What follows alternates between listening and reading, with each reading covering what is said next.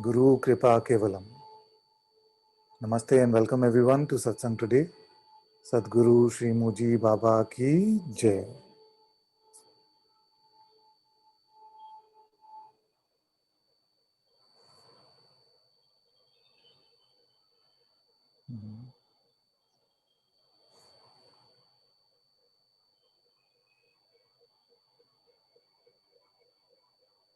Is it too much or it's okay?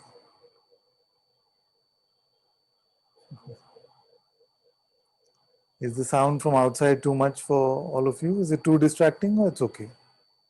It's okay.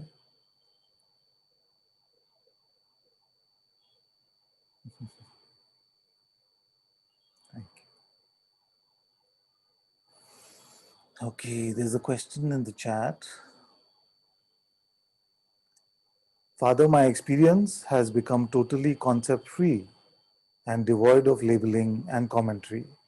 It feels like I am looking at a transparent glass wherever I look. It's very good. It's very good. Very, very good. That's a beautiful report. I have nothing to say on top of that.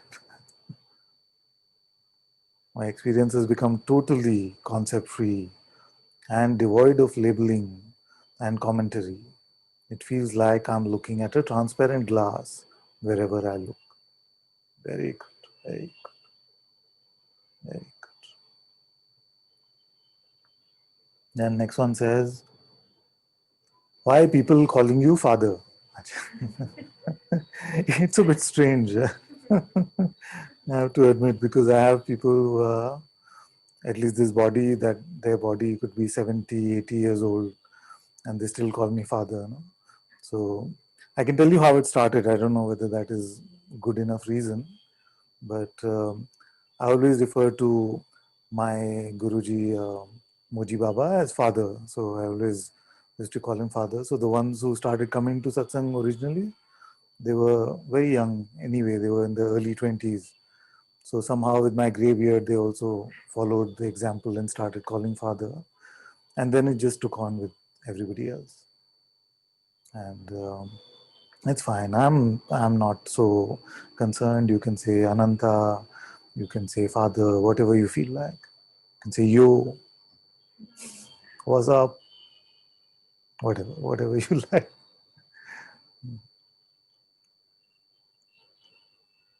This is true. She reminds me, I had no beard in the beginning. This is true. This is what satsang does to you. So if it feels like a very attractive line of work,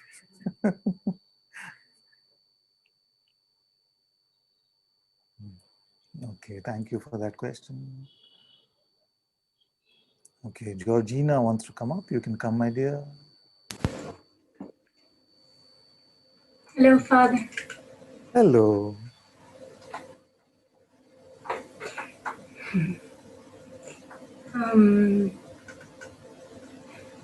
I wanted to clarify something with you. So yesterday, the whole day felt very constricted, I suppose, like an old way of consciousness, and Like what? Sorry, my dear. Like what? like um, like the old, like the small me, like I Ah, was something smaller, um, which was observed throughout the day, and I suppose that I was observing it, and at the same time,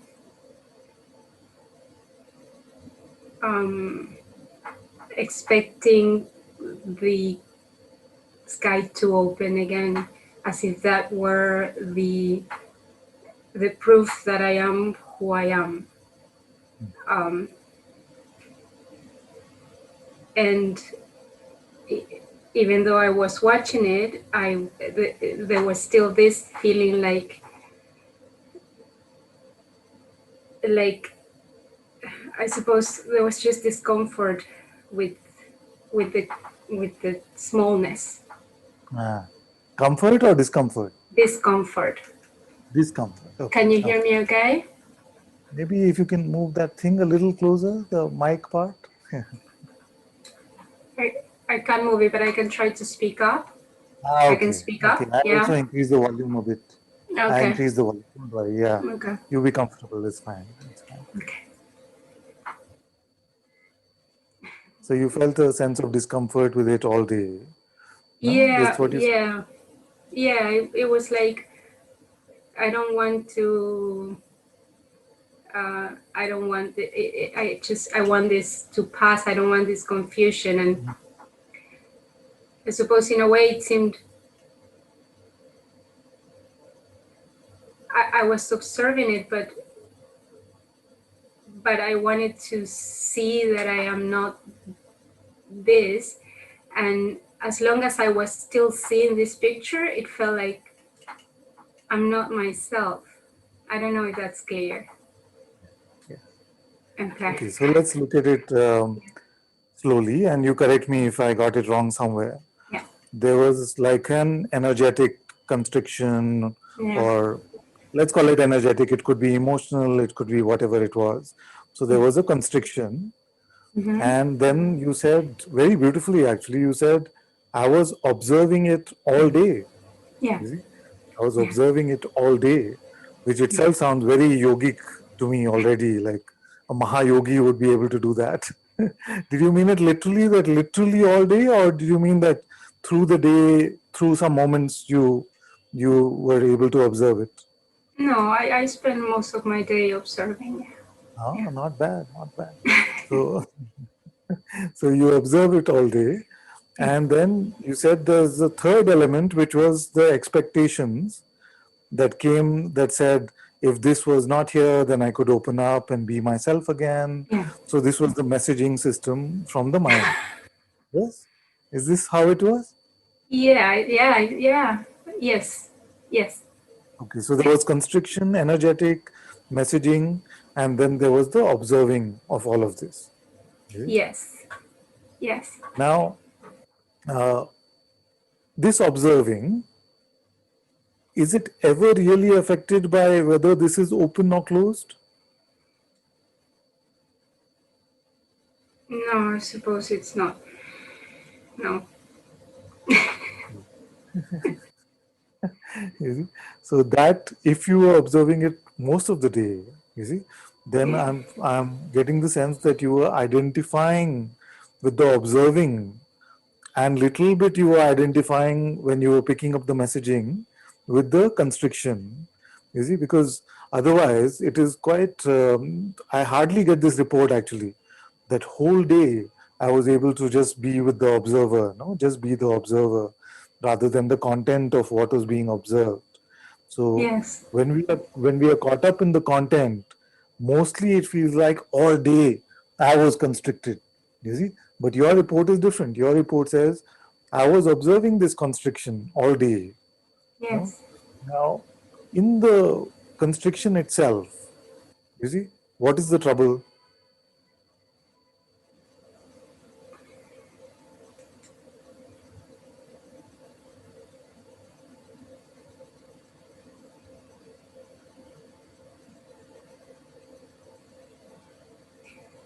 I don't know. There were these, I suppose, the thoughts coming and a bit of a response Yes. to them, like a belief or Yes. Yes. Yes. That's why I belief, say that maybe belief. in the constriction itself, or the energetic constriction, Yes. without any other messaging or thought, in Yes. it itself, is there any trouble? Oh, I see.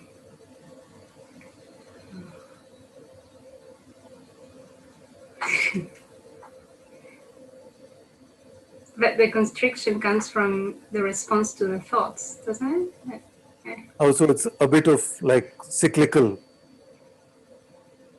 Is What do it you mean cyclical cyclical? in What do the you sense mean? that, did the chicken come first or the egg? Did the did the constriction come first, or the thoughts about the constriction came first?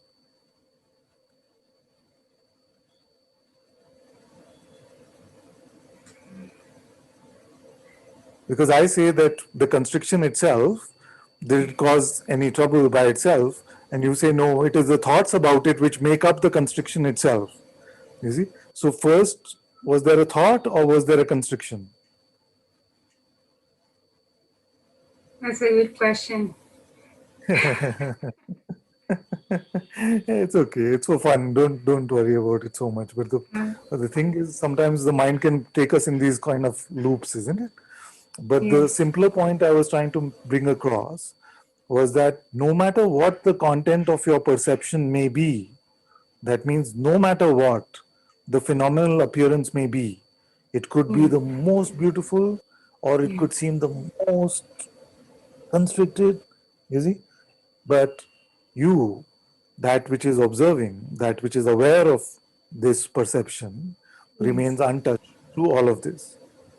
And you, as the being, which is the core of your manifest existence, Mhm. only seems to be affected when it believes the message about it, the interpretation or a judgment about any phenomena, you see. And it can take any phenomena and make it good or bad, and it can take what we call good into bad, and it can take what we call bad into good. And then, okay. And then at that moment, because it seems so cloudy, I just resort to my faith in you and in Guruji, and I say, no, the master say this is just not true, even though something wants to believe it. So I know that it's not true. Um, but that's it seems that that's it's as far as I go. Okay, so let's look at this. This is very nice. So, so when you say that, I just say it is not true. What is it that we are talking about? What is not true? That I am this. That even if identity happens, that's just a report from something that is not who I am. Even identity itself. Yes, yes, yes. Yeah. But what about in relation to the constriction itself?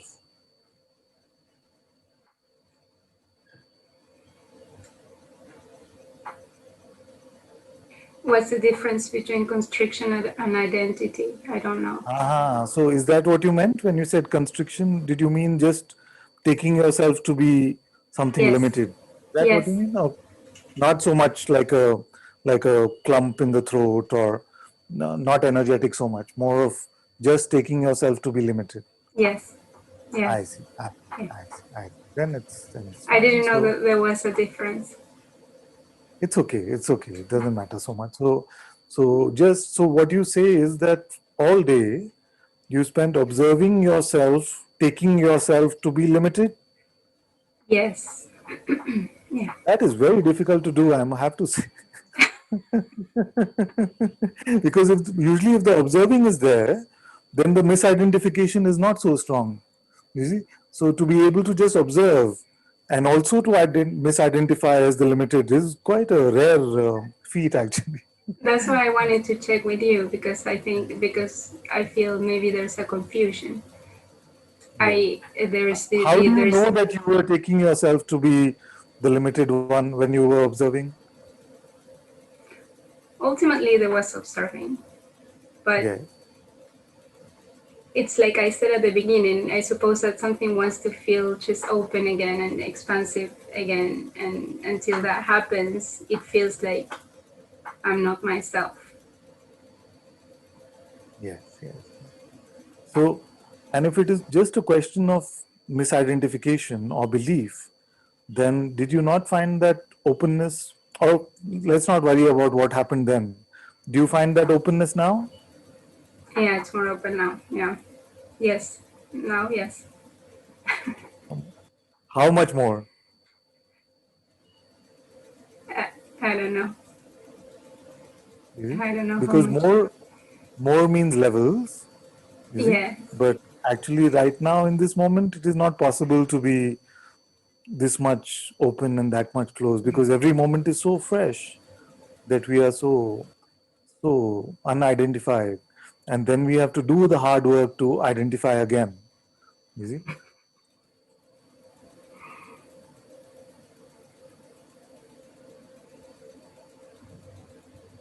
Although we may believe that we need to do the work to disidentify or to let go of the identification, actually Mhm. the work is needed to identify. You see? And let's see if we can clarify that now. Effortlessly, can you identify as something limited? Just don't make any effort whatsoever. Just chill out. No. Cannot do. No? And what is the hard work you have to do? Now try to do the work. Try to identify just as the body. Don't be awareness, just try to be the body. How will you do it?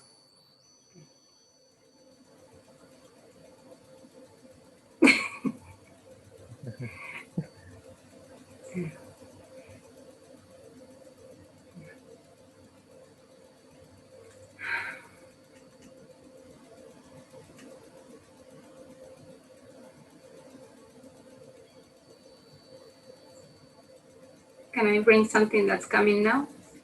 Yes, yes. As as as I as I expand, or I don't know how to say it. As there's silence, there is uh, a voice that brings these thoughts that it's bringing like now, it's bringing now, that are not even from. It doesn't. They don't register as coming from even this ego, because they're very crazy, and they trigger discomfort here. Um, and it's been So coming for, yeah, firstly, one tip yeah, I want to give you is that yeah, everything comes from consciousness. You see? So we must not struggle to determine where something is coming from, because that will only confuse us. If we are able to say that something comes from this ego, that is to give more reality to that which doesn't exist. You see, it has to be existent for something to come out from it. yeah, How can something come from the non existent? So, that which is existent is only consciousness. yeah, You see, so consciousness can play in whatever flavors it wants, with whatever crazy ideas can come and go. You see, so but don't try to, because I've seen many of us get into the speculation. But these are not mine. You see, these thoughts are not even mine. Where did I get this? It's like an infection. yes, Where did I get this? And we worry too much. Sometimes, okay, we'll yes, get into that later. But the point is that we don't have to worry so much about that. So, in consciousness, for consciousness itself, it is creating some thoughts which seem a bit strange. No? Now, what do the thoughts by themselves do when they are coming? What do they do? by themselves, that they don't do anything. Yeah. It seems it's perceived here as if they came with the aim to make something uncomfortable, just to create a shape. It's been working for years now, so this is why they come. Yes. That is the mission of every thought. Yes. It is the mission of every thought to make a shape. You see, it is the shape making machine, the mind. You see, every thought wants to make a reference to you. You see, and every reference to you is limited. You see, is a definition. So, all these thoughts are meant to create this shape. You see, so only when believed, only when taken to be real, only when said that this is my reality. You see, and only then can consciousness pretend as if it has taken that shape. You see, so even the shape in the mind's mind about God, you see, in the mind's mind about Brahman, is still an idea. You see, so what is Brahman? Brahman is that which is everything. You see, now even in that statement, you see, it is limiting itself.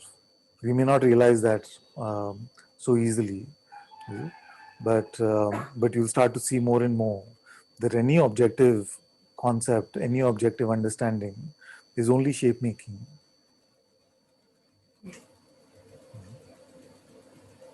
So does this do this without the will of consciousness? What do you mean? Do Like, this? like you as consciousness are perceiving this thought coming, you see? Now, does this consciousness itself become hostage to this thought, and the thought overpowers consciousness and it makes shape out of it? You see? So, if we were to take you as a person, then we could say, yes, some thoughts are really strong for me and they just add to my shape, you see.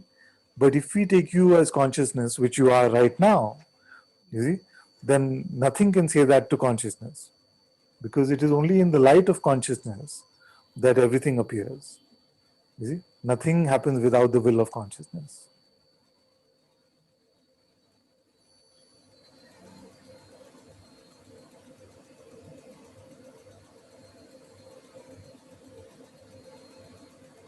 So So, is there a victim of this shape making, or is that itself the shape? You see, because the mind itself can be very clever and it can say the mind comes, you see, and it makes a shape out of me, you see. And how do we not let that happen? The one who is afflicted by this condition, who is that one?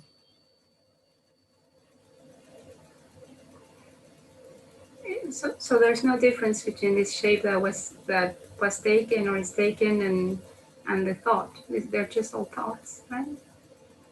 Yes, in a way, it's the same thing in a way. You see, but we can say that the thought in itself actually is quite innocent. You see, it can come and go. The thought can be anything, no? The thought can say that Yeah. you're a unicorn on Mars or something like that. But you, unless you, as consciousness, take it to be your reality, you see, it does not seem to get shape.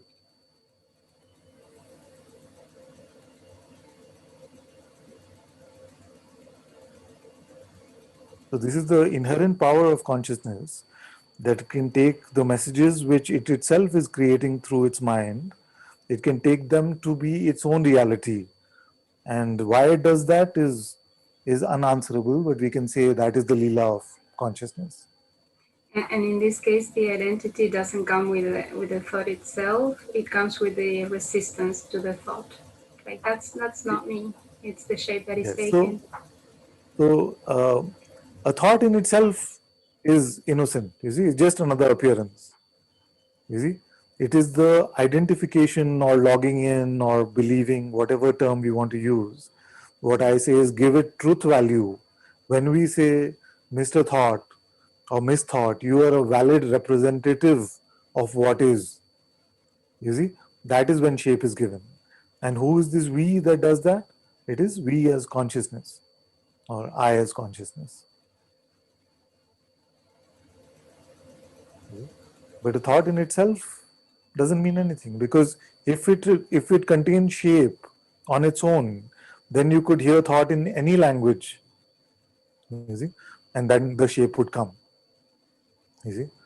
But unless you give it meaning, unless you say that this means something, it is my reality, the shape is not created.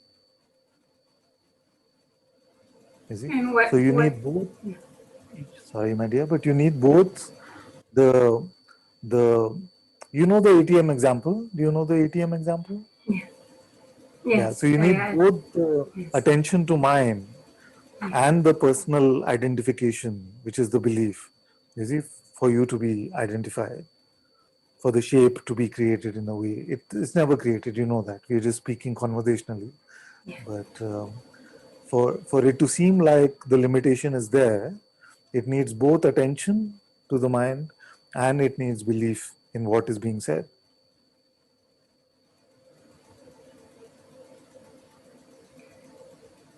Yes. And ultimately, if a shape is taken, because the process seems to happen very fast with this particular thought, the Yes, resistance process, I mean, yes, it happens so fast that it feels like a shape being taken. And ultimately, if that happens, the question comes, what to do. Yes. And this is good point because all of us have a few favorite thoughts. We have our top five list, you see, and that thought comes, then that seems to bother us, you see. And that these top five list is the conditioning. Each of us have a unique conditioning because the thought that bothers you the most may not bother another as much. You see, depends on what we are identified with or attached to. Now you say, what do we do with these? No? So the other day I went through the full flow chart about what we can do, but we'll just stick to the main point, which is that when the thought comes, suppose, uh, when will I be free?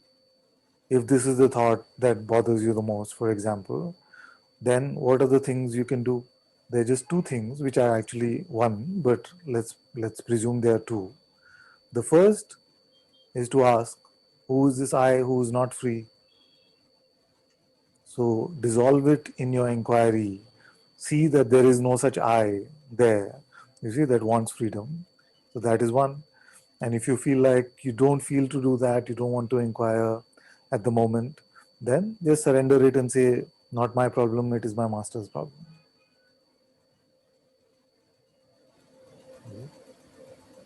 What is the theme behind the thought which you say just grabs you quite fast?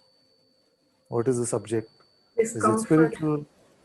No. Huh? It has no. I don't know where it comes from, but it just creates discomfort.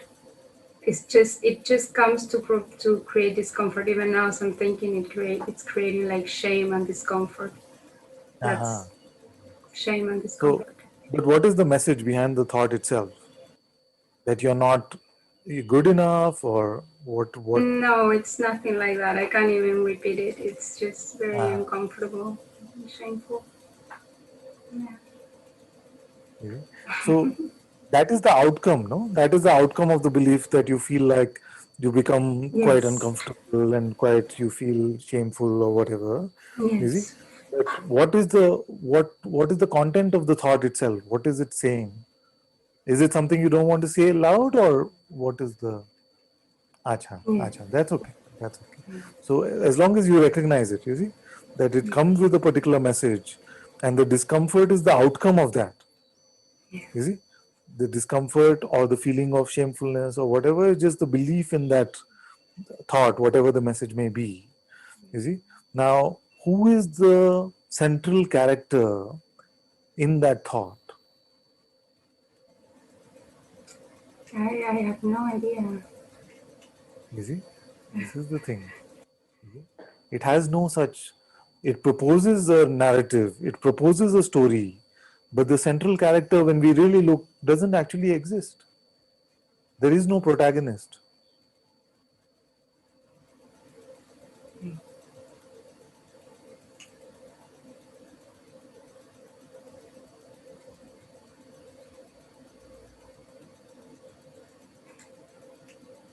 How long have you had this kind of Years. affliction with this kind of thought?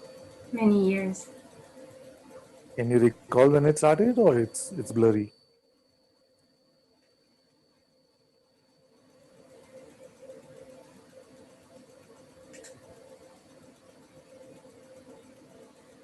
No, I don't recall when it started, but I do know that there is a history of Yeah. of um of shame that it probably comes from before I can even remember. Um, and the perspective here is the thought comes with that only purpose, which is to trigger that, just to bring that shame, which is it feels a lot more diluted now, but the thought is still coming, and because I just wanted to surrender everything, I just So let's see if we can look at it fresh. You see, yes. so and I know that you know all of this, but you have to keep whatever you know aside for a moment and look at this completely fresh. You see, so if there could be someone shameful there, who deserves to be shameful there, who would it be? Could it be the body that is sitting there? Is it? Mm. It cannot be the body, because the body that first experienced this thought and these ideas of shame, that body, every cell in that body has changed. Because every 2-3 years, every cell in this body changes. No? This body is unrecognizable from the body that was there then. So it cannot be this body. Yes? Yes. So can it be a thought? A thought just comes and goes.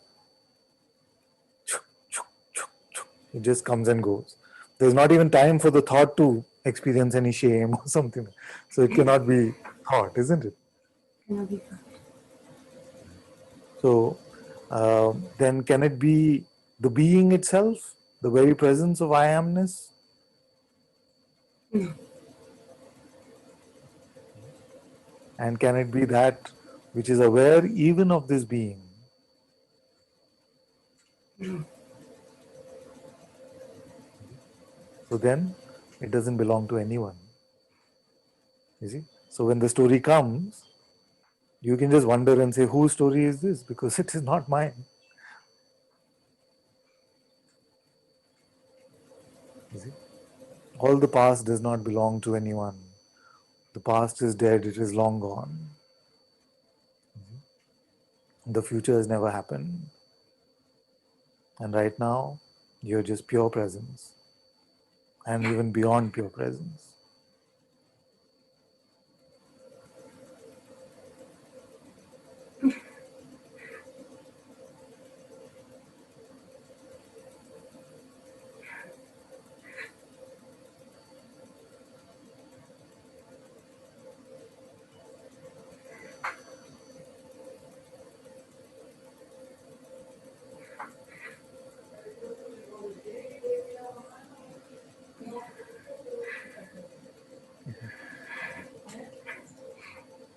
And you know the best news? The best news is that once you have a master, everything that you feel is yours actually belongs to him. You see? So all your shame is mine, all your guilt is mine, everything is mine. It's my problem to deal with.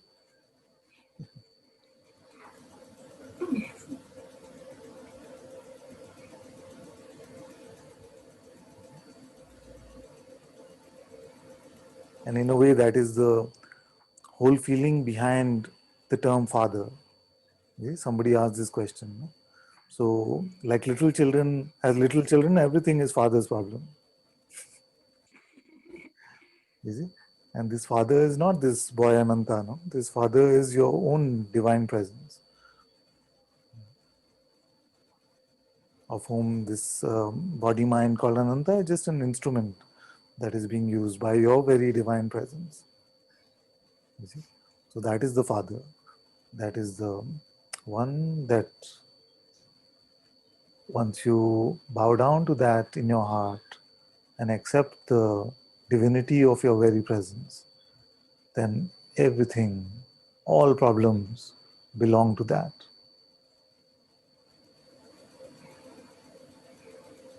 You see, sometimes I say that to have a guru and to have a problem is not possible. You see?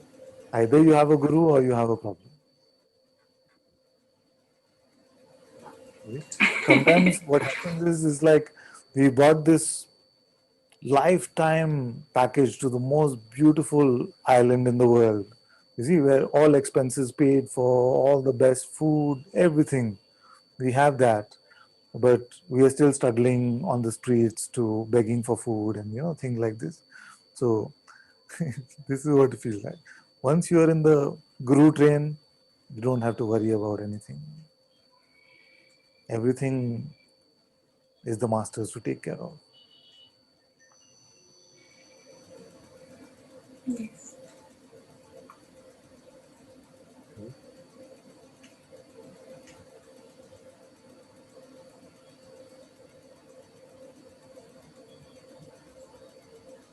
And you have been taking care of everything since you came. It's full of blessings and grace.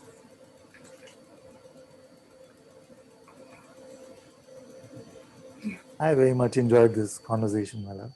Thank you. Thank you. Me too. Thank you. Thank you, Father. Thank you.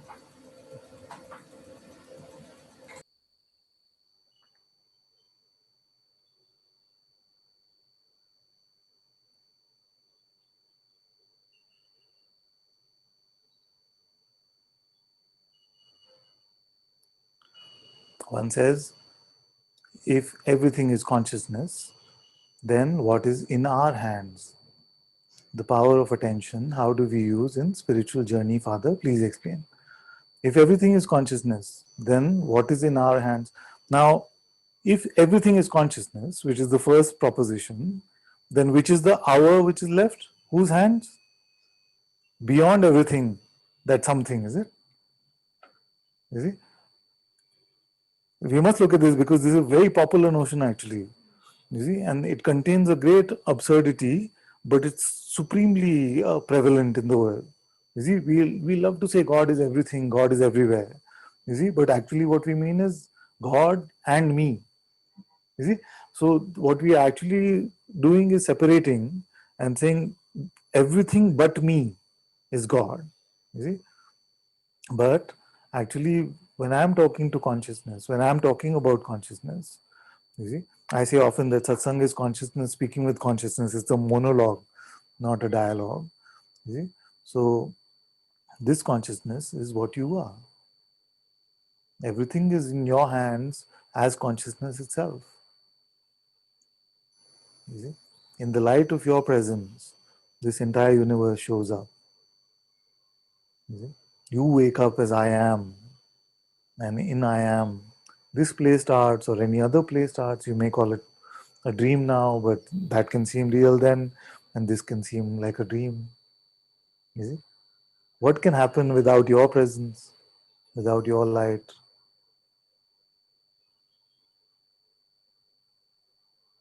Bhagwan used to ask, no?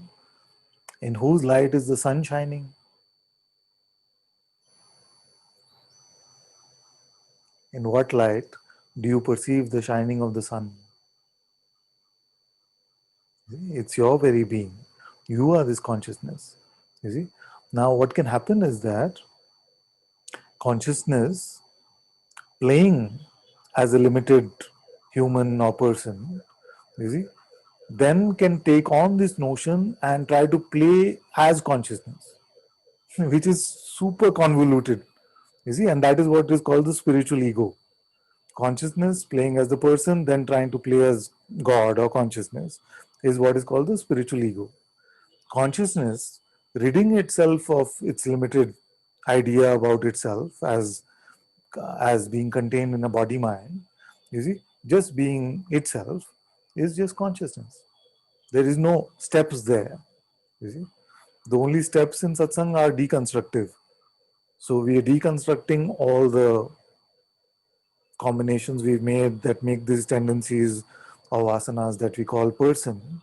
And in that deconstruction, we come to our true nakedness, to our true openness as consciousness itself. So, so if everything is consciousness, you say, and then you say what is in our hands, you see, what is it that we mean by our?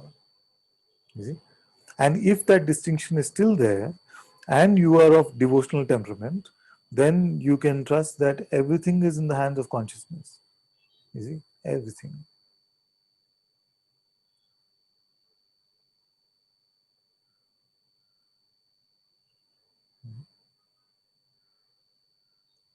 Then you said the power of attention. How do we use that in the spiritual journey, Father? Please explain. So, see, in the same way, we can really explore who does attention belong to. You see, attention is reporting back to whom? You may say a lot of noise is coming from the road. You see, my attention is distracted. There's so many things. You see, asking for my attention. You see, now who is this who has attention?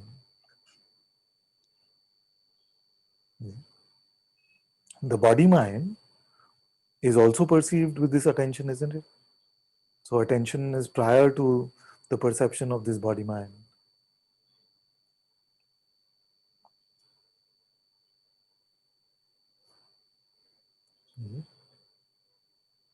So before we can decide how to use it, let's figure out who is the one that could use it. Whose attention is it?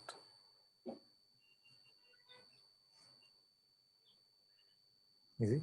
And this a beautiful contemplation actually, isn't it? Because sometimes I used to call attention and being like Siamese twins. You see, mostly I will of course say that being uses attention and things like this, but the fact is that but both are prior to time. You see, so we cannot say that attention belongs to being or being belongs to attention. You see, both of them are like Siamese twins. Who is their father? In which on which ground are they born? What is the substratum for attention and beingness?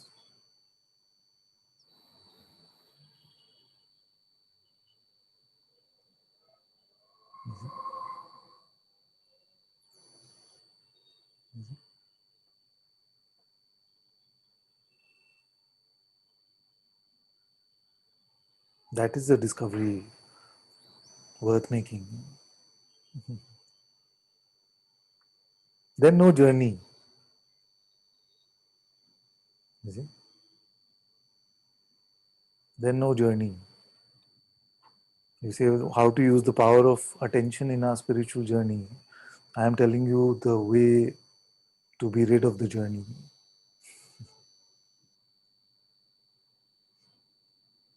Okay? So you can contemplate this answer for a bit.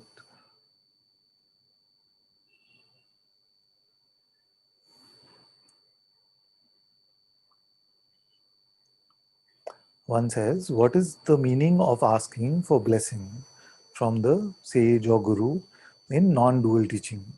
How does it proceed? How can one ask for support from his teacher after he has clarity of process to nothingness? Yes, yes. So once we come to this nothingness, you see, this is actually not a process to nothingness. All the process there is to negate the somethingness. You see, all we need to do is let go of our ignorance, and then we see the nothingness of the awareness, the knowingness, which is your very self. So, self knowledge is just present. You see? It is our ignorance, which is our conditioning, which is our idea that I am something that seems to make it blurry or confused. So, as we come to satsang, we're just neutralizing whatever concept we may have. You see, that is why the master does not speak consistently, and these words may sound confusing to you. You see, the master is just negating whatever condition you may have. So sometimes he will say left, left, sometimes he will say right, right, sometimes he'll say do this, sometimes he'll say you are not the doer, who is there to do this? You see, so all this can sound very confusing based on the condition that uh, he may feel in his heart that you are afflicted with. You see, so so negating this false knowledge of limitation, you see, is the only in a way process. You see, and to really the recognize the everythingness of this nothingness. You see, is very inherent. It's very natural to us. You see, so so what is the way to ask for support? What is the master doing? You see, the master is just in a way like a doctor diagnosing your pre-existing conditions and figuring out the best medicine to neutralize those. You see? The medicine in itself is not worth anything except that it does the neutralizing. You see? You see? And how to ask for such support? You don't actually have to ask. You don't actually have to ask. The master actually is like the mother, no? Waiting for the child to come. You see? And you come back home from the playground. That is the Leela of this world. The master says, okay, now are you ready to stay home for a bit or you want to play some more?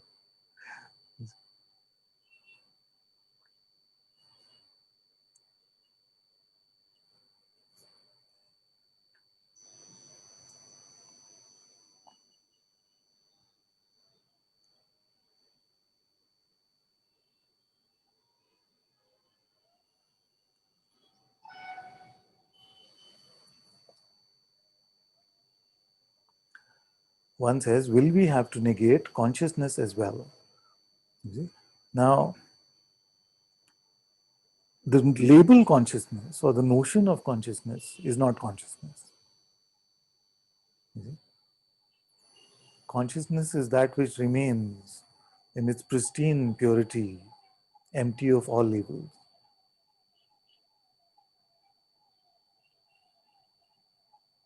Then you say, as I am aware even of consciousness, and I can't be that which I am aware of. You see? Yes, it's a good thought experiment, you see, to get you to look at that which is beyond consciousness as well. Find out that which is aware even of being. You see? But in what way? You see, without consciousness, is there something to be negated? Everything is already negated. When consciousness is there, you see, it just is. You see, but when the masters say, for example, forget even about consciousness, as Maharaj sometimes did, you see, which is a rare statement even for a sage. What he really meant was, don't even have a notion or an idea even about consciousness. You're beyond even that.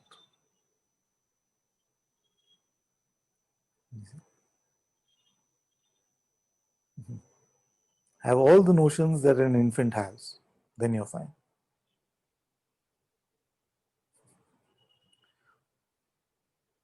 Then next one says, dear Father, I have such a complex spiritual mind and ego. Please bless me that my mind returns to its natural state. I need your grace and help to receive what you are saying in a good way.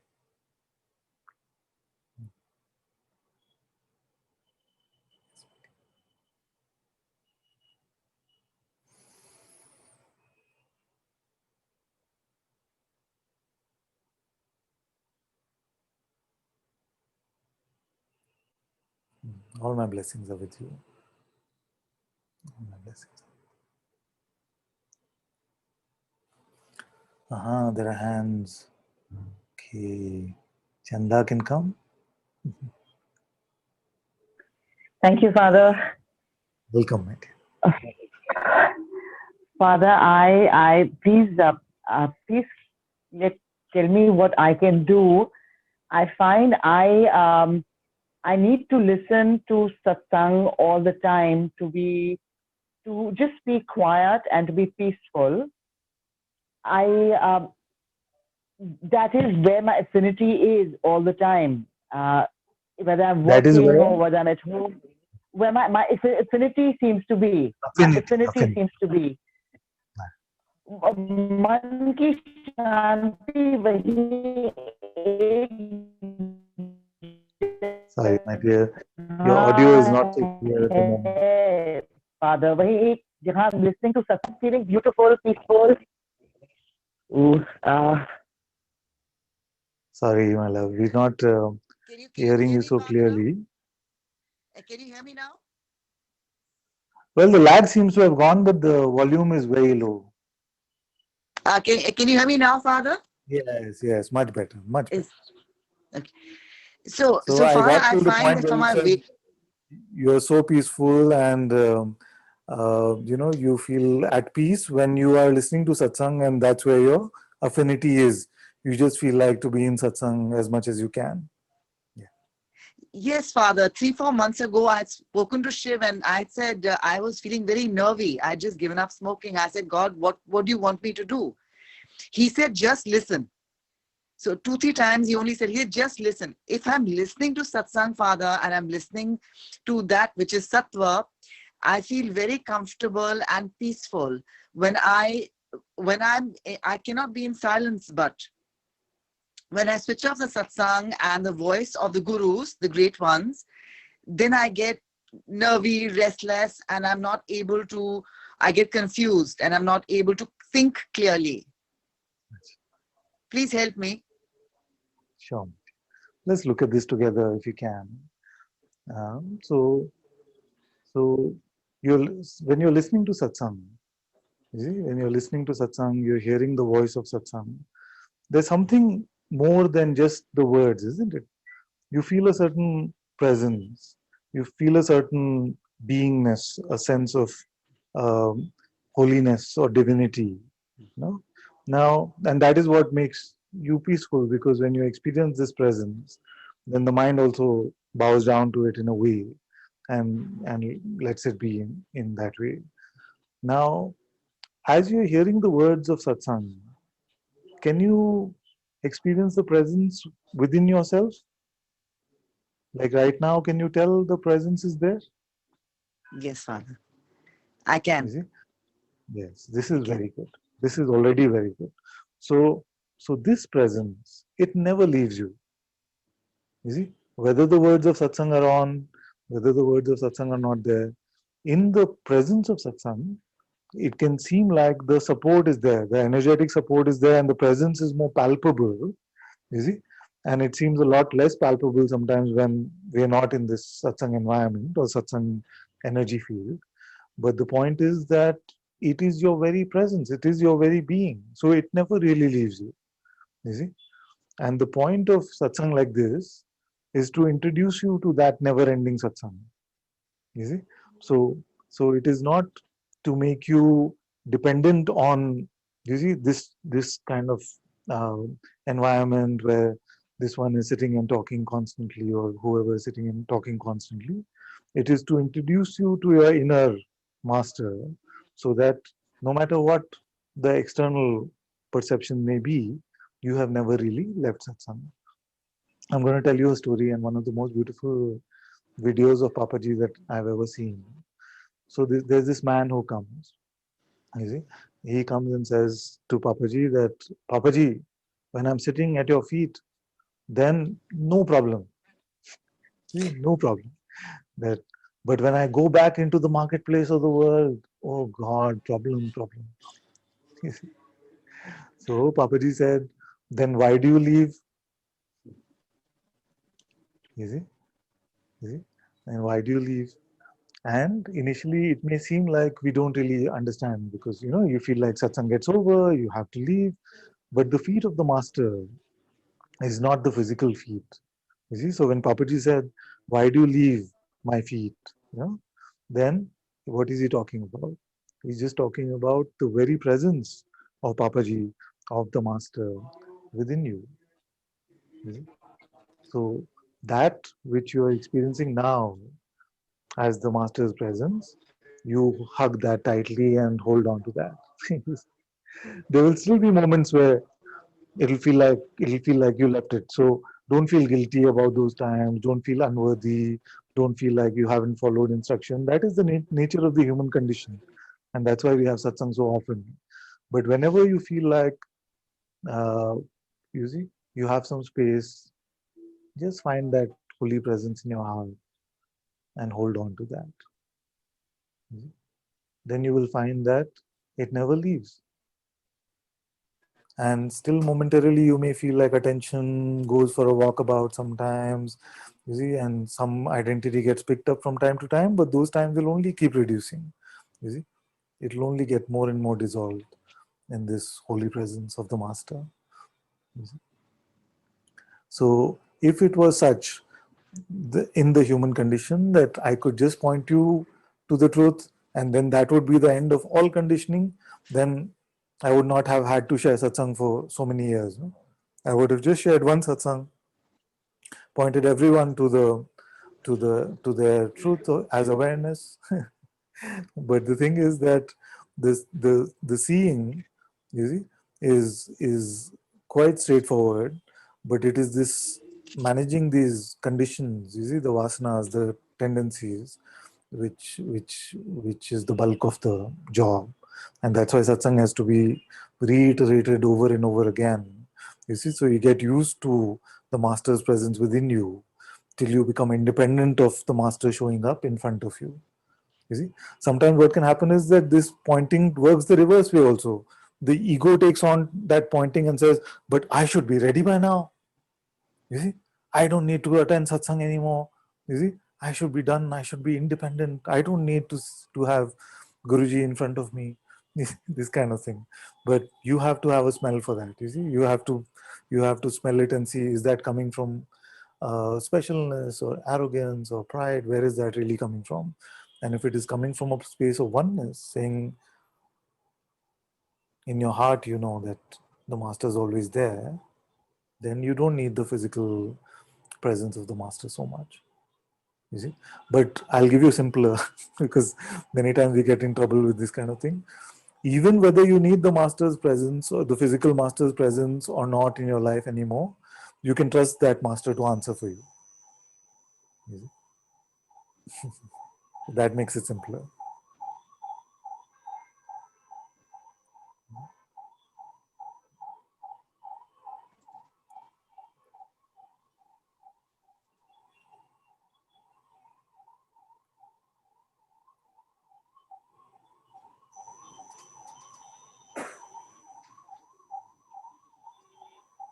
Can you shut this for a bit? Father, Father, could you, Father, please repeat the last line. The last was, even whether you need the master's physical presence in your life anymore or not, even that you can trust the master to answer. Father, at the moment, I'm a little like a frightened child. So I need the video. I need the physical video and the audio playing in my ear all the time, all day long. Is that okay? Yes, it's completely fine. There are at least how many thousand hours of recording? I've had recordings and recordings and recordings and recordings. They are more than enough for the next few years. You can just listen. There's no trouble.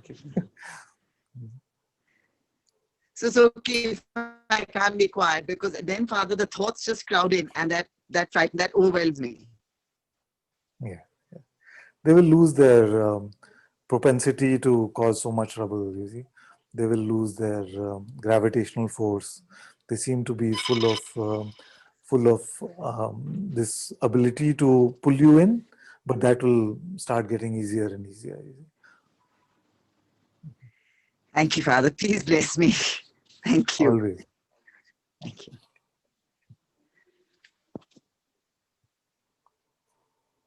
Thank you, Father. Thank you. Okay, Hetwi can come.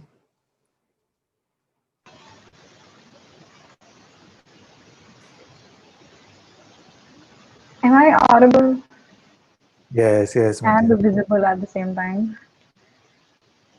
There's a lot of bright light on your face, no? It's like a halo almost. Yeah, it's okay. It's good. It's fine. Don't worry. Actually, I'm working right now, so it's gonna. It's fine.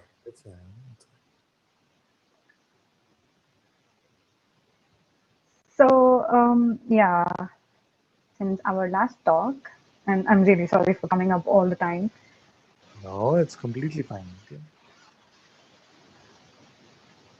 So, yes, the thinking that something is working and something is not working has stopped finally, and that is a good point for me. Very good.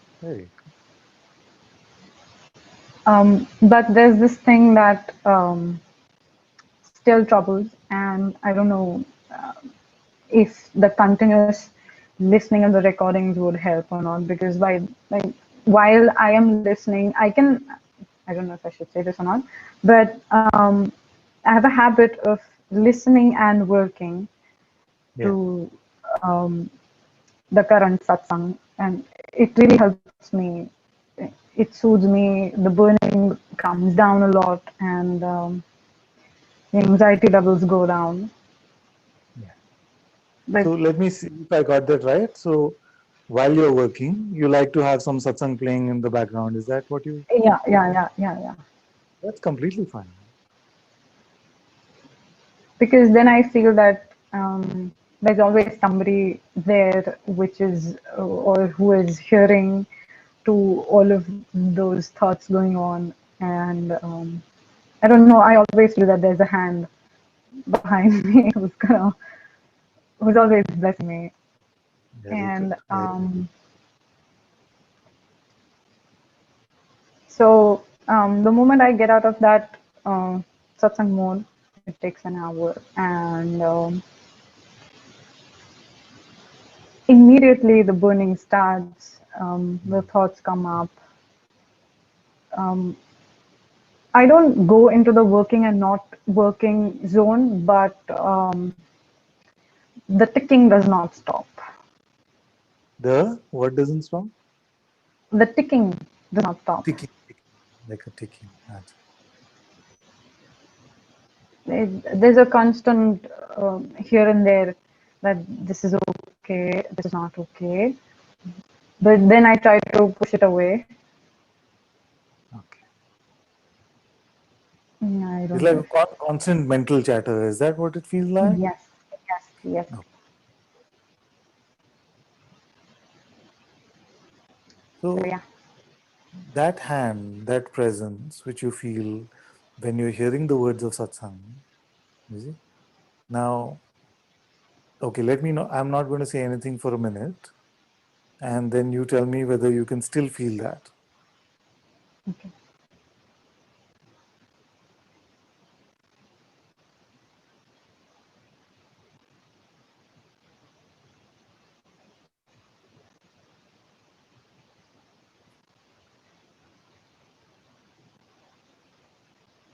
Okay, it's all in my head currently, and it's just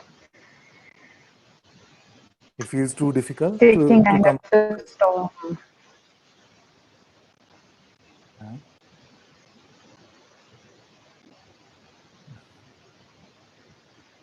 You know what? It just reminded me, and I was sharing this with someone the other day as well.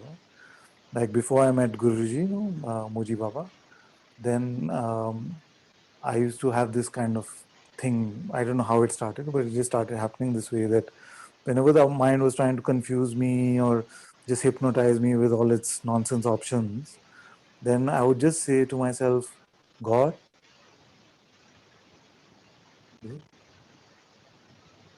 And then sort of that simple invocation, not just like a question. It was almost like, God, are you still there? It used to be like that. I would just say, God. And then I would come to that experience of the presence. Yeah, and that was reassuring. So it is my blessing to you that as you're hearing satsangs, as you're experiencing the presence of the Sadguru in your heart, may it be something that you can rely on even when the physical environment of satsang doesn't seem to be around you. You see? And may it just take a simple invocation from you, just a simple looking, you see? And may the presence become that palpable and apparent to you. And it is a blessing as well as a prediction, actually.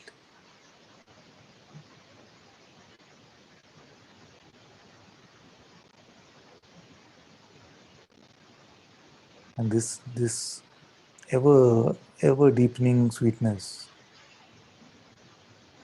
you see, like Guruji says, it's sweeter and sweeter but never over sweet. This keeps expanding in our lives, and that is so beautiful. And there are, of course, times where you will feel like that you seem so far away from that. You see, that is why we have so many satsangs, so many recordings, so much is available to you. And now, um, you see, sometimes you may feel like I'm so tired of hearing this Ananta. You see, then you can put on. There's so much beautiful stuff out there you can put on and hear. Yeah, bhajans or anything else that resonates with you in your heart. Whatever you feel like brings you back to some stillness, the presence. That is satsang actually.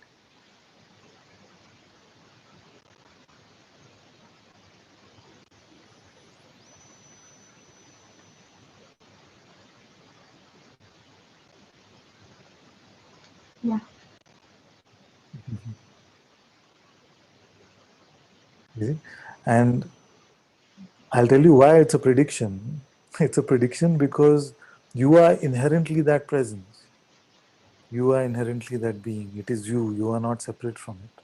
So I know that victory will ultimately belong to that being.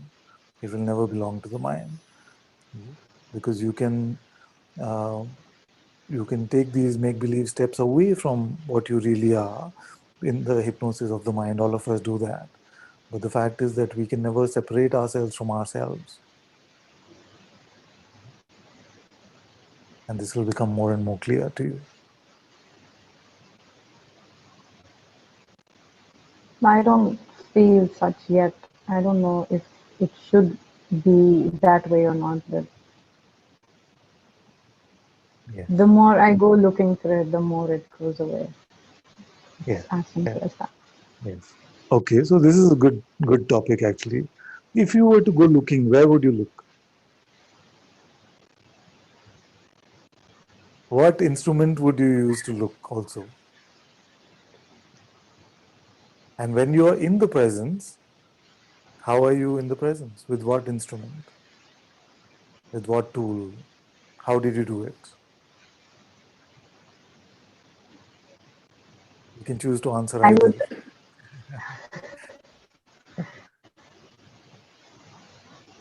I would meditate and go looking, I guess. Yes. So suppose you meditate. What do? You close your eyes. Maybe you start it off, you kickstart the meditation with a mantra or something. Om Namah Shivaya. Then how will you look? In a way, we just wait for it to show up. No? Is there a way that we can actually find it with our attention? We can send our attention everywhere, everywhere. Where are you? Where are you? Where are you? Can we find God that way? Is it? No. Can't find it. Is it? So that is why you have the feeling, no? That's why you said that every time you try to look, it seems to get distant or something. So that's because it's not a perceptual thing. It's not something that you will perceive using your attention. It is something more intimate. Is it? And every time I keep feeling that this is not me or this cannot be me. How can this go wrong with me? Or how can I choose to do certain things in certain ways?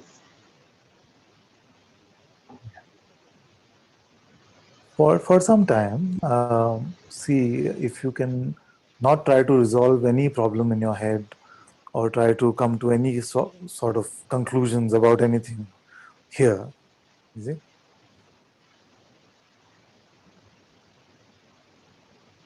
Because all these why, how, all of these questions are just make believe actually.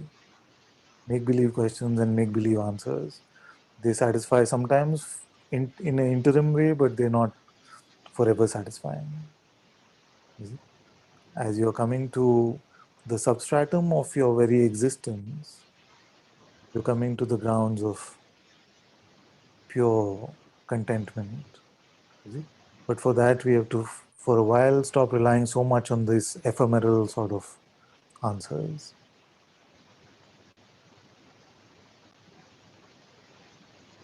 Yeah.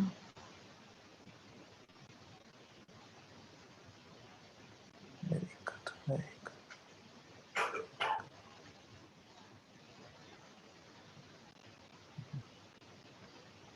Thank you for Good, your good. blessings.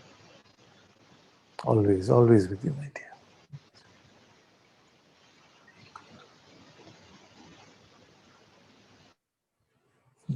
Thank you, thank you. Then, no Nupur wants to come.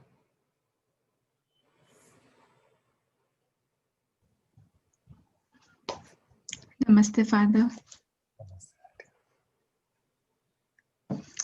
Been following your pointings, Muji Baba's pointings, and I just wanted to say a heartfelt thank you to you for arranging these satsangs for us twice weekly now, because though it's the middle of the day here, but whenever work permits, I really log in, sometimes with work in the foreground and your words in the background, but always with the intention that something dissolves every time here in the satsang. So thank you so much, Father. Just wanted to So welcome. keep the identity at your feet. And I've been struggling a bit recently, not struggling, Father, but it's come to light that there is a sense of taking shape when it comes to relations. Yeah. As the like number one shape maker in the universe. He's the number one shape maker in the universe, relationships. And just don't know sometimes whether the mind energy gets frustrated because it wants to solve things, and especially with parents being in India, I being here, and you feel with COVID times, you just feel a sense of your tone, you're worried, then you want to go visit them, you're not able to, and then you want to visit Muji Baba in Portugal, you're not able to do that. So there is a lot of longing, Father, and then the identity comes in, and you just wonder and you just feel that you feel you've just kind of defeated your own progress somehow. I don't know if that's even possible, but that just, like, this morning I was speaking to my parents and I was like, oh God, I feel I take that identity as a daughter very, very somehow, and I don't know whether I should do something to I don't know. I thought I'll just keep it at your feet, Father, and just get your guidance. In a way, it's very natural, actually. I feel like sometimes in spirituality, we beat ourselves up too much about even the most natural things. Like, we are not, I'm not sitting here encouraging anyone to not like forget their parents are their parents, or, their children are their children. It all can happen very naturally. In the spaciousness and the humongous intelligence of our being, you see, all these roles and relationships can play out in a very natural way. Sometimes the mind sets us up for failure in these ways and says, no, but you must get over this. See how concerned you are about your parents. If you were a sage, you would not be so concerned. No, this is not true. You can be concerned about your parents. It's completely fine. And but what can happen is that if you are beating yourself up about not being able to visit them or help them, then that can have some trust. You can trust the master's grace to take care of these things. So just know that it's very natural for a daughter to be concerned about her parents, but whether she can do something about it or not in this physical way is up to the master's grace. But know that the master's grace is taking care of everyone and everything, always.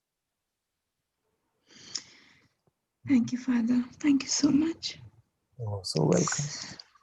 It's like balm to a aching heart. Your words just fall so softly. Thank you. Welcome. Thank you, Father. Thank you.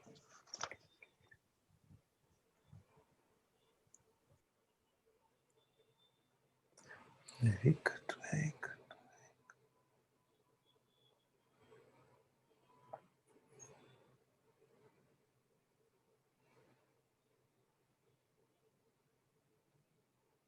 One says, Father, could you please give me your blessing for me to be free of this strong, obsessive sexual desire? Okay, good.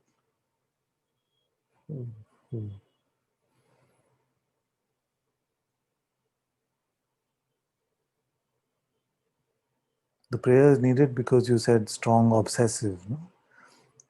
Otherwise, if it is just a natural aspect of human existence, then completely fine. Okay? We must, because it's such a natural thing. The mind tries to understand it, and unfortunately, in the mind understanding, you see, it always either makes something super special out of it, you see, or super shameful out of it. You see? And you'll find that in all of us, and you'll find that in cultures across vast populations. You see, sometimes cultures form around a shame around sex, and sometimes cultures form around a specialness around sex. But it's neither of those. It's neither shameful nor special. You see, it is just what it is. It's very, very natural aspect of human existence. So the the the strength and the obsessive quality that you're speaking of sometimes comes because of our mind judgments about what it should be and how much it should be and what it should not be, and these kind of ideas, which are really not needed, because the being consciousness knows exactly, you see, how to play out, and is playing beautifully in all billions and trillions and zillions of organisms, and all this functioning is happening so naturally. It seems to be mostly a condition of this human condition of thinking about everything, that makes everything seem so convoluted.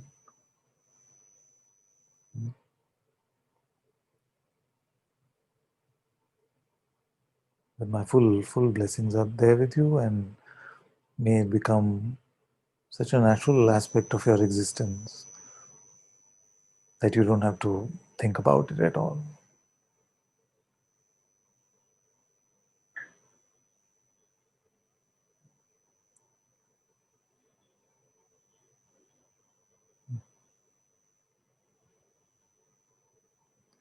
One says, what does it mean to be surrounded at your feet, surrendered, probably? And what do you do when you're a student asking for blessing? What is it? What power do you have? It's true. It's true. That's why I clarified, no, that the power does not belong to this man, bearded man sitting here called Ananta. You see? What is the power that is making you experience this world? What is the light in which all of this is being perceived? You see? So the master is just the master, the physical master is just an instrument for that. You see? And his only or her only function is to keep pointing you to that divinity within your own heart. You see?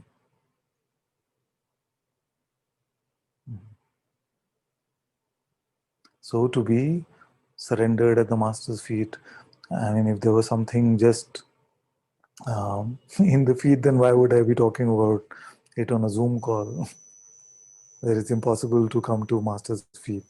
You see? So what does it mean? What does it represent? So it's like a metaphorical representation of your own presence. So when Papaji said, why do you leave the master's feet? You see, what feet was he talking about? Was he saying that this one should constantly sit at his physical feet? That is not possible. But he's talking about the holy presence in your own heart.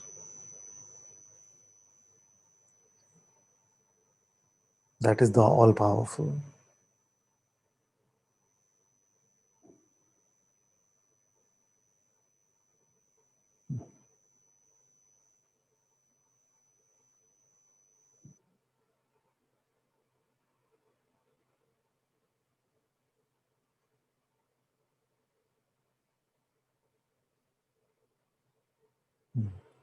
This is a good question, actually. Is it only the master that can do that?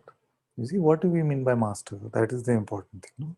When you are empty of your limited identity, of your desires, of your selfishness, of your attachment, that aspect of consciousness, which is playing in its emptiness to all of these things which are so prevalent in the human condition, you see, That we call master affectionately.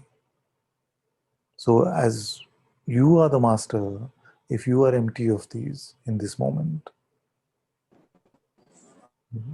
any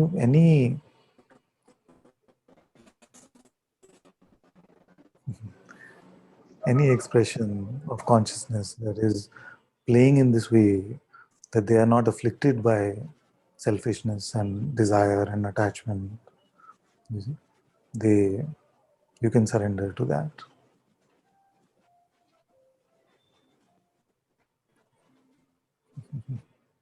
Good, good, good, good.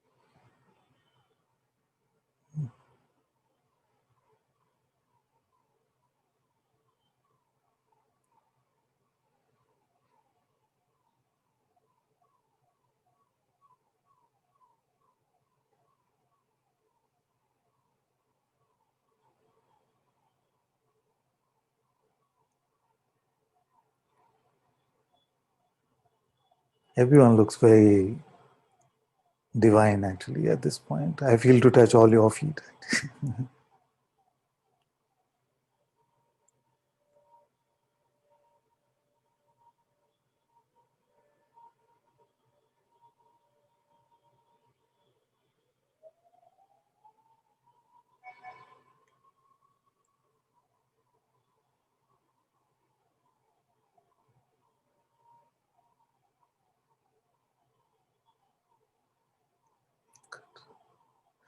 Okay, good. Bhajan time. Okay, Isha had said she wanted to sit in silence. Is this still true? It was very silent actually, satsang today. No? It was very mellow compared to some other times. It's very full on. Mellow, mellow. Huh? Very sublime. So thank you.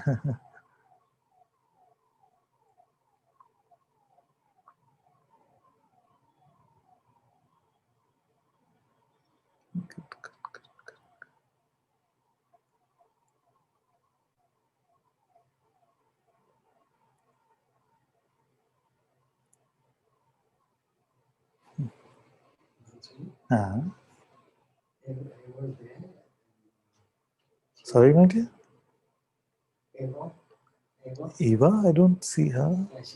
Acha, acha, acha. Hello. Uh-huh. She's listening to you and she's healing. Good, good, good. All my love, my dear. Thank you, thank you. She's bringing her back. Oh, I see. Is she okay? She's getting better. Okay. It's little bit. Oh, I see.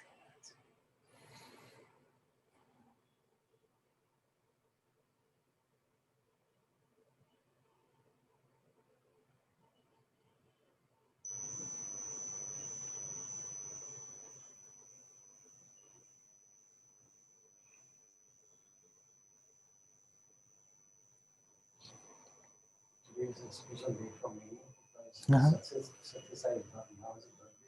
Is it? Yeah. I see, I see. Okay. And I feel very blessed because I wasn't supposed to come. Uh-huh. And Jyoti was saying that just There was a cancellation. cancellation. Uh-huh. Very blessed. So blessed. All blessings to all beings on this auspicious day.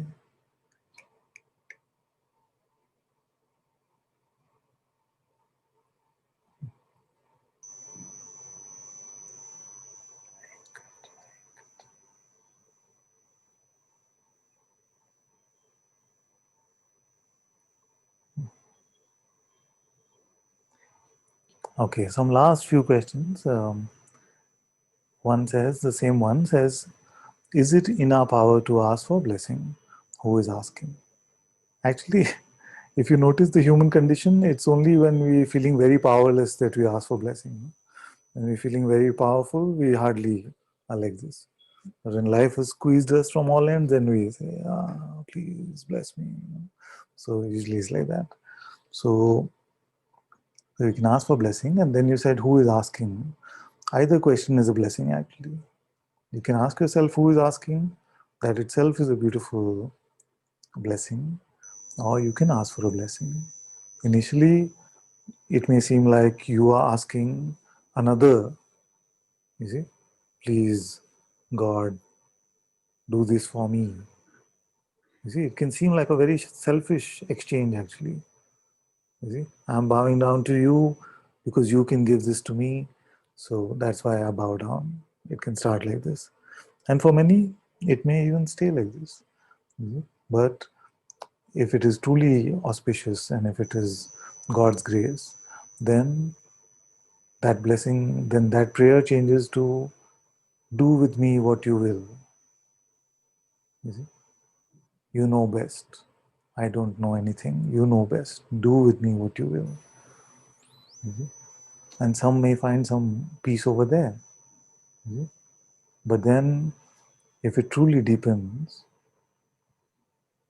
you see, then you come to a point where you cannot no longer say me and you.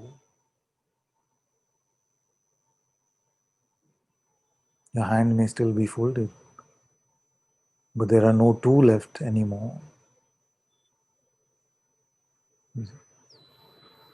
So, in our surrender, in our prayers, we may let go of this egotism which takes on so much non-existent power.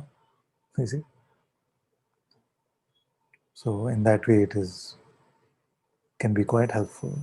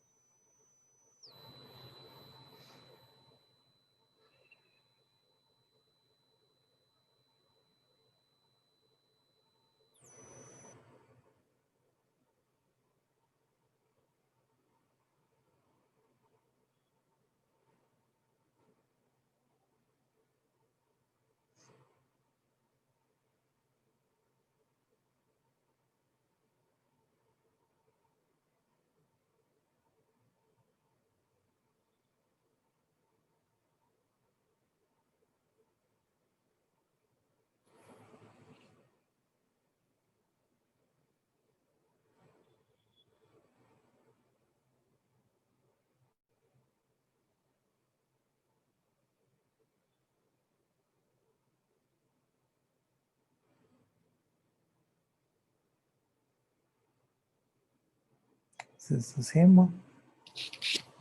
Let's see.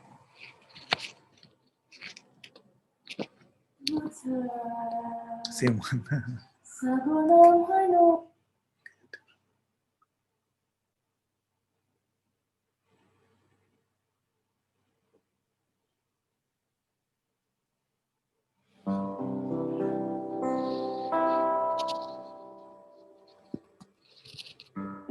तुम्हीं से ज्ञान का दीपक जला है, तुम्हीं से घनघोर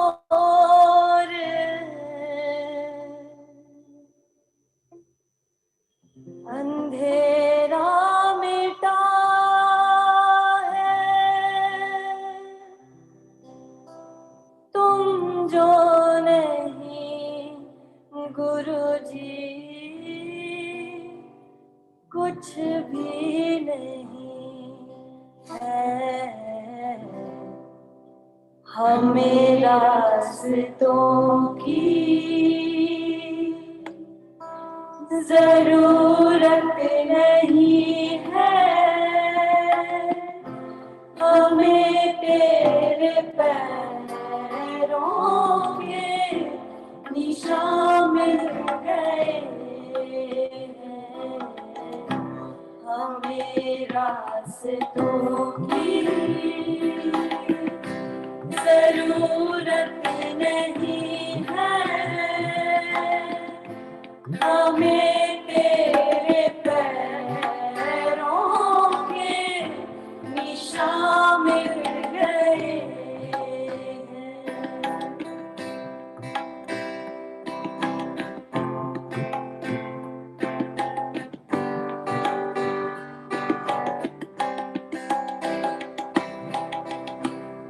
तुम ही हो शिव और ब्रह्म का संगम, तुम ही हो शिव और ब्रह्म का संगम, सब कुछ तुम्हारा, सब तुमको अर्पण, सब कुछ तुम्हारा, सब तुझको अर्पण, अब तेरा मैं हूँ, मुझ में ही तू है, हमें रास्तों की जरूरत नहीं है,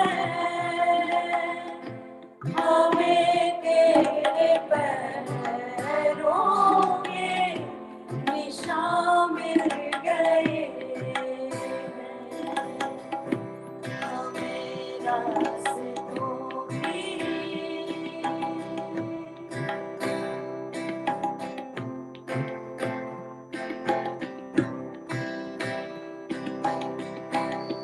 छाए जो दिल पे गम का अंधेरा,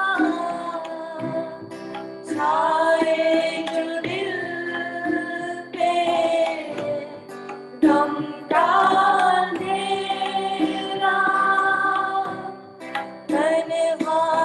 तन्हाइयों ने जो मन को घेरा, तन्हाइयों ने जो मन को घेरा, खिलता सवेरा लेकर तू रूबरू है, हमें रास्तों की जरूरत नहीं है,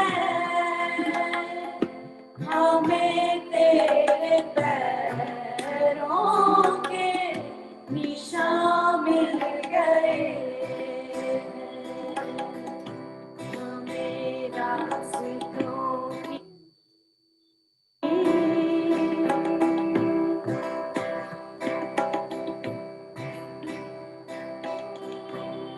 फूलों में तू है, कलियों में तू है, फूलों में तू है, कलियों में तू है, सागर के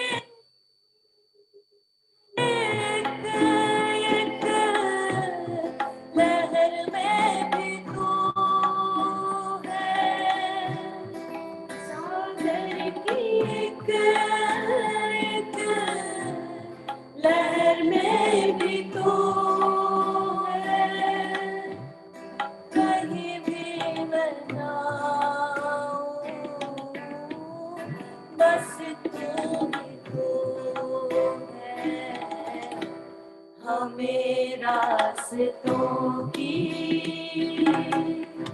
जरूरत नहीं है,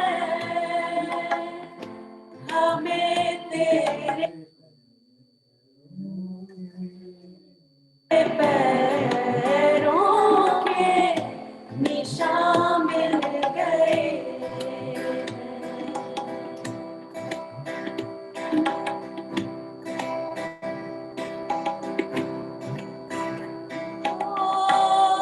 जन जन की सेवा यही मेरी पूजा, जन जन की सेवा यही मेरी पूजा, बस तुम ही तुम हो, कोई ना दूजा, बस तुम ही तुम हो, कोई ना दूजा, तुमसे है सब कुछ रोशन, कण कण में तो है हमें रास्तों की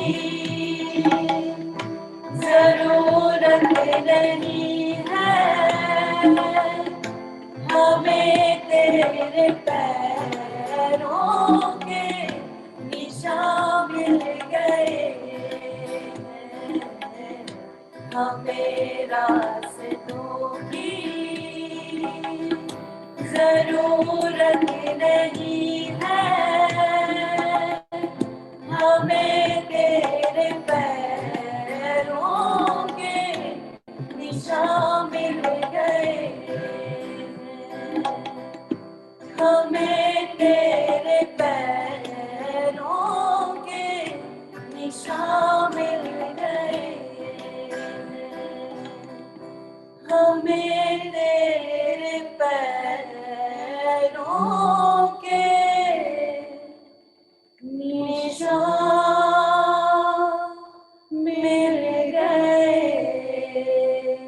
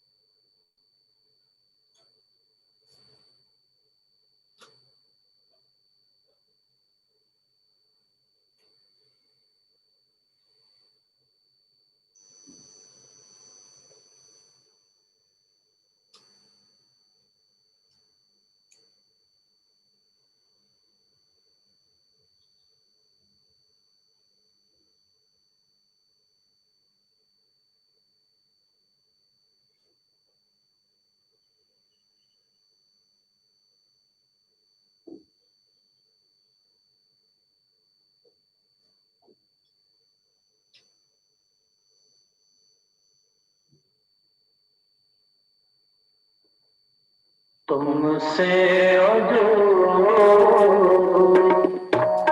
तुमसे जो साची प्रीत हम तुमसे जो तुमसे जो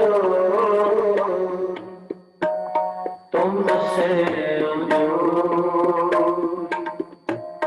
साची प्रीत हम तुमसे जो तुमसे जो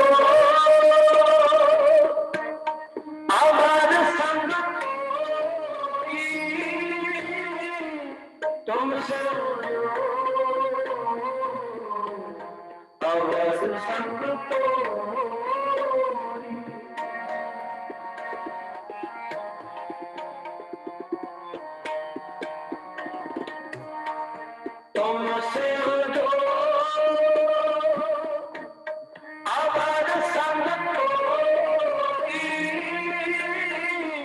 तुम समझो और संग तोरी और संग तोरी तुमसे जो तुमसे जो साथी प्रीत तुमसे जो तुमसे जो तुमसे जो साथी प्रीत तुमसे जो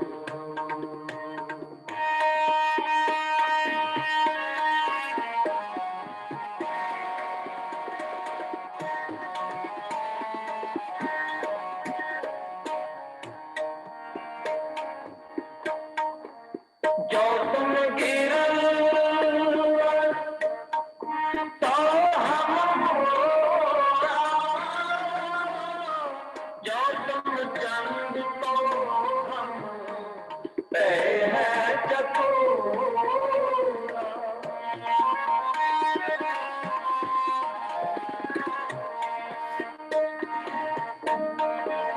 जो तुम गिरल तो हम मोरा जो तुम चंद तो हम पे है चकोरा पे है चकोरा तुमसे जो तुमसे जो साथी प्रीत तुमसे जो तुमसे जो तुमसे जो साथी प्रीत हम तुमसे जो साथी प्रीत हम तुमसे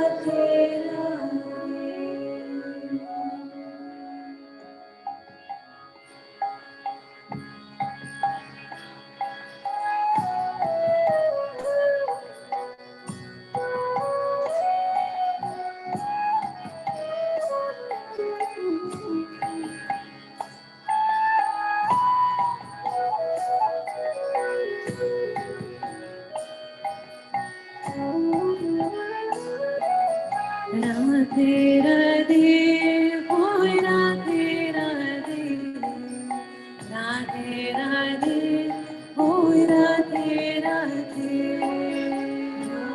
राधे ओ राधे राधे राधे राधे ओ राधे राधे राधे राधे ओ राधे राधे राधे राधे ओ राधे राधे राधे राधे ओ राधे राधे राधे राधे ओ राधे राधे गोविंद राधे गोपाल राधे गोविंद राधे गोपाल राधे गोविंद राधे गोपाल राधे गोविंद राधे गोपाल राधे गोविंद राधे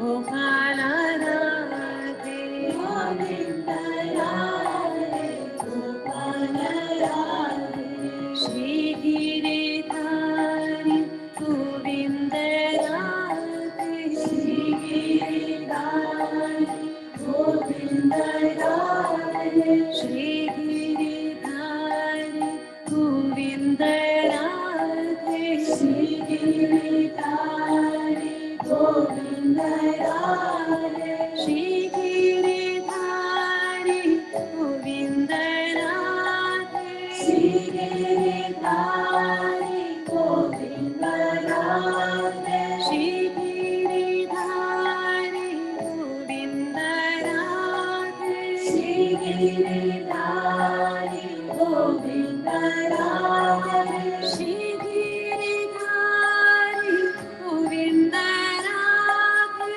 श्री गिरिधारी गोविंद राधे श्री गिरिधारी गोविंद राधे श्री गिरिधारी गोविंद राधे श्री गिरिधारी गोविंद राधे श्री गिरिधारी गोविंद राधे श्री गिरिधारी गोविंद राधे श्री गिरिधारी गोविंद राधे राधे राधे हो राधे राधे राधे राधे हो राधे राधे राधे राधे हो राधे राधे राधे राधे हो राधे राधे गोविंद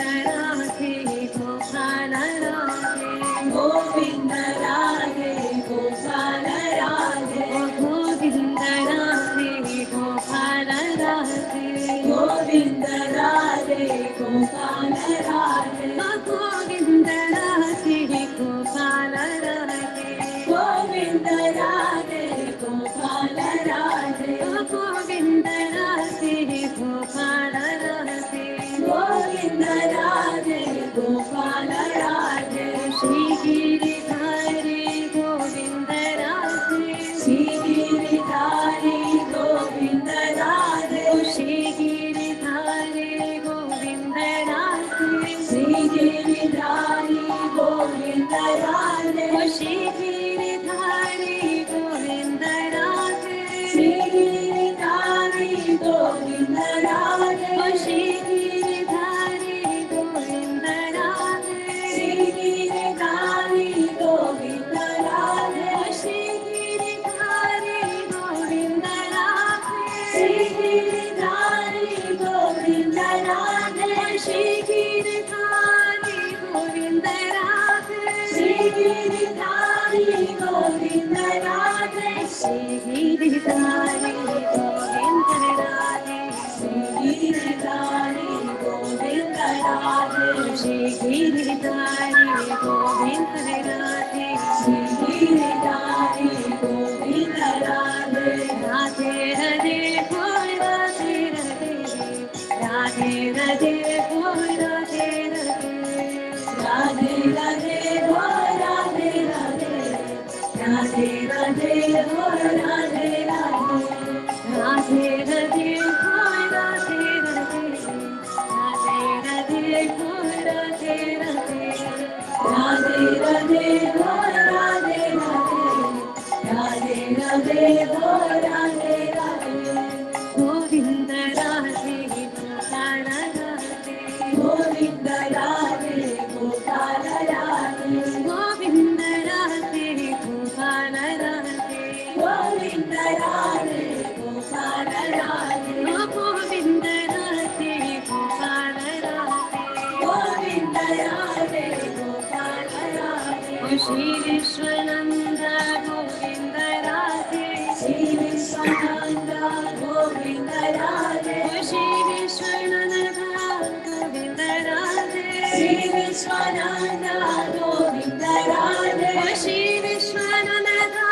गोविंद राधे श्री विश्वानंद गोविंद राधे श्री विश्वानंद गोविंद राधे श्री विश्वानंद गोविंद राधे श्री विश्वानंद गोविंद राधे श्री विश्वानंद गोविंद राधे श्री विश्वानंद गोविंद राधे श्री विश्वानंद गोविंद राधे राधे राधे बोल राधे राधे राधे राधे बोल राधे राधे राधे राधे बोल राधे राधे राधे राधे बोल राधे राधे गोविंद राधे गोपाल राधे गोविंद राधे गोपाल राधे गोविंद राधे गोपाल राधे गोविंद राधे गोपाल राधे गोविंद राधे गोपाल राधे गोविंद राधे गोपाल राधे गोविंद राधे गोपाल राधे गोविंद राधे गोपाल राधे राधे राधे ओ राधे राधे राधे राधे ओ Radhe Radhe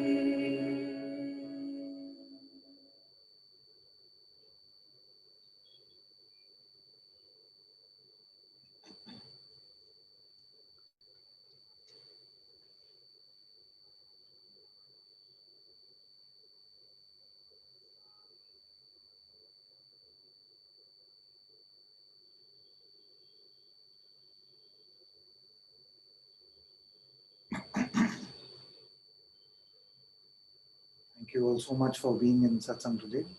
Sadhguru Sri Muji Baba ki जय सद्गुरु श्री अनंत जी की जय Guru Kripa ke.